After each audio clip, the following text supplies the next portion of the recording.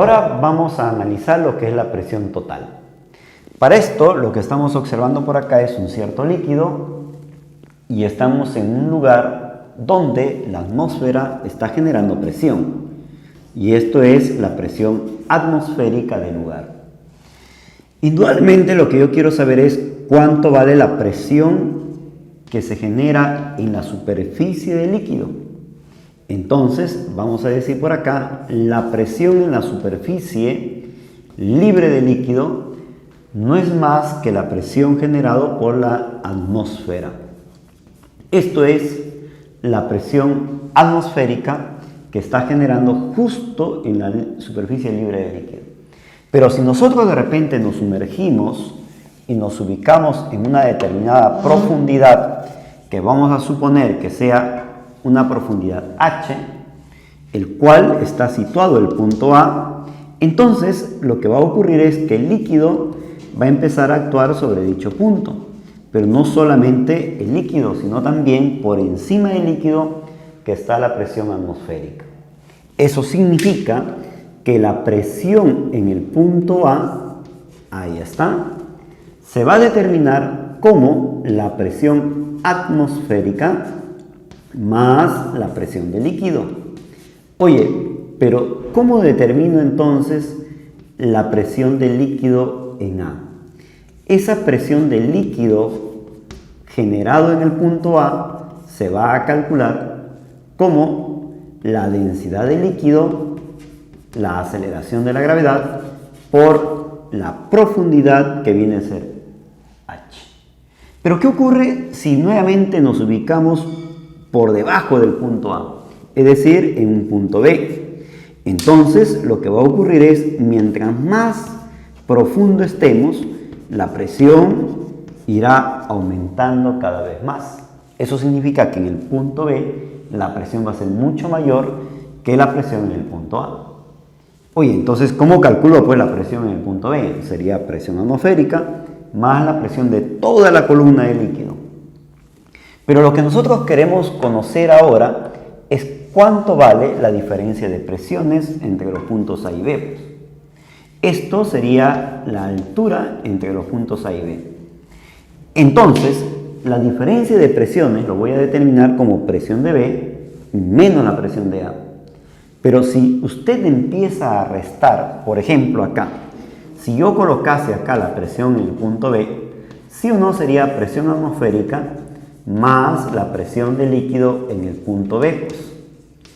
Entonces, si yo resto L con E, se estaría cancelando la presión atmosférica y me quedaría diferencia de presiones de líquido en B menos la presión del líquido en A. Eso significa que la presión en el punto B menos la presión en el punto A me va a determinar como la densidad del líquido por la aceleración de la gravedad y multiplicado por la diferencia de alturas, que viene a ser la altura entre los puntos A y B. Qué interesante, ¿no? Para poder determinar diferencia de presiones. Ahora lo que yo quiero que usted vea es dependencia gráfica. Nuevamente volvemos con el mismo líquido. Por acá hemos situado un cierto líquido y no sabemos en qué lugar estamos. Puede ser que estemos en la sierra, en la costa, pero lo que sí sabemos es que la atmósfera va a actuar. Y aquí está la presión atmosférica. La atmósfera está actuando de esta forma sobre la superficie libre del líquido y por acá tenemos un líquido y vamos a escoger un punto cualquiera. Vamos a suponer que sea el punto A. Oye, de acá, de la superficie libre del líquido hasta el punto A, hay una determinada altura. Y acá lo que está ocurriendo es que tanto el líquido como la atmósfera están generando presión. Toda la columna de líquido y toda la columna atmosférica. Eso significa que la presión en el punto a una profundidad H se va a determinar como la presión atmosférica. Oye, pero es la presión atmosférica del lugar, no te olvides, no sabemos dónde estamos. Entonces sería presión atmosférica del lugar más la presión del líquido. Pero esa presión del líquido tú ya lo conoces. Se calcula entonces como densidad de líquido la aceleración de la gravedad por la profundidad. Si te das cuenta, la presión total depende justamente de la profundidad en un punto dado de un líquido. Entonces, si lo hacemos una dependencia gráfica, mire lo que me va a salir. Cuando H vale 0, la presión es igual a la presión atmosférica del lugar. Presión atmosférica del lugar.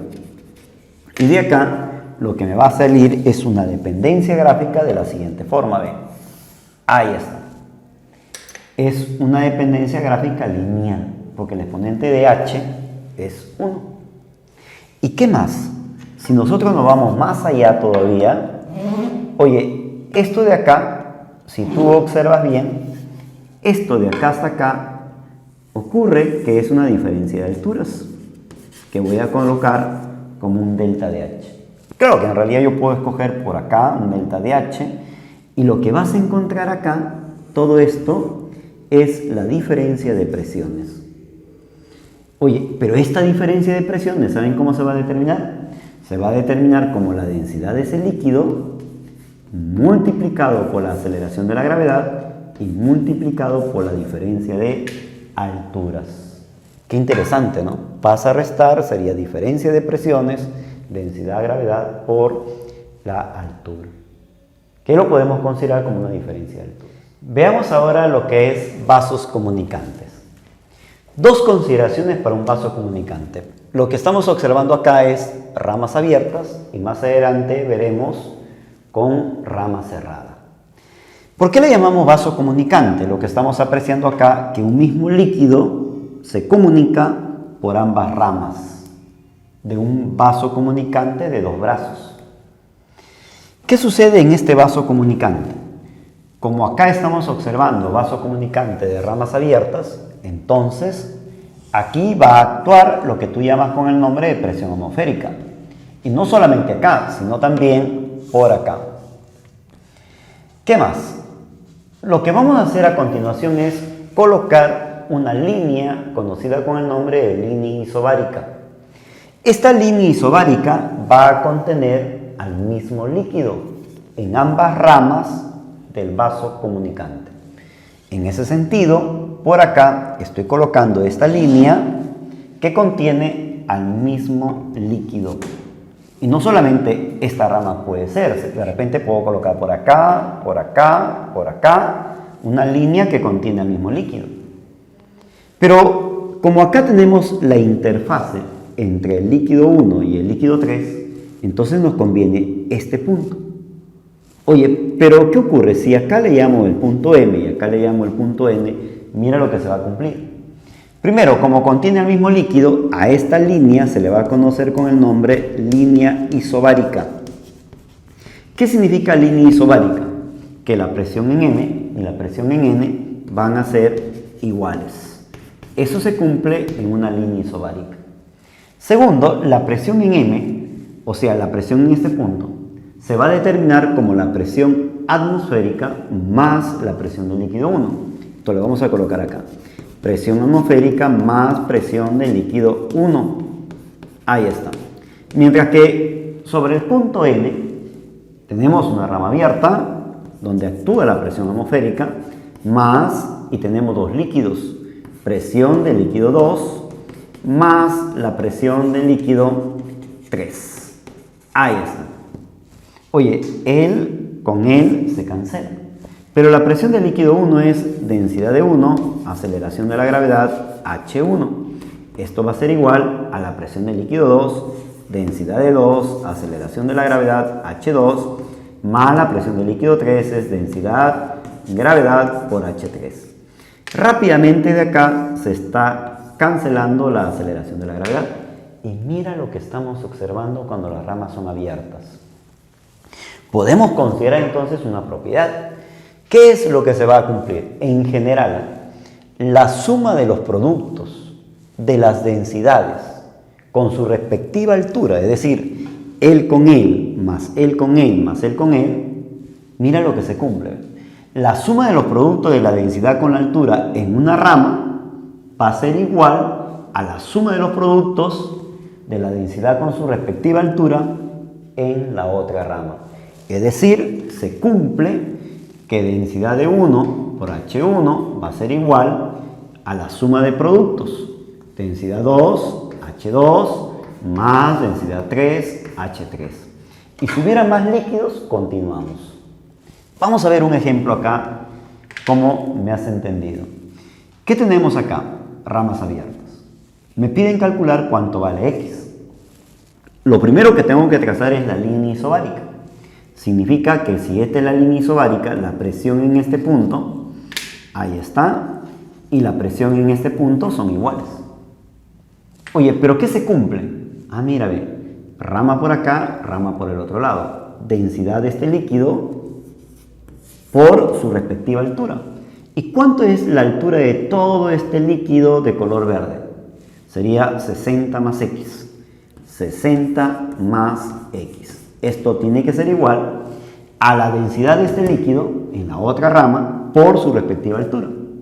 En este caso sería 5 veces ρ por la altura de este líquido, que viene a ser 60.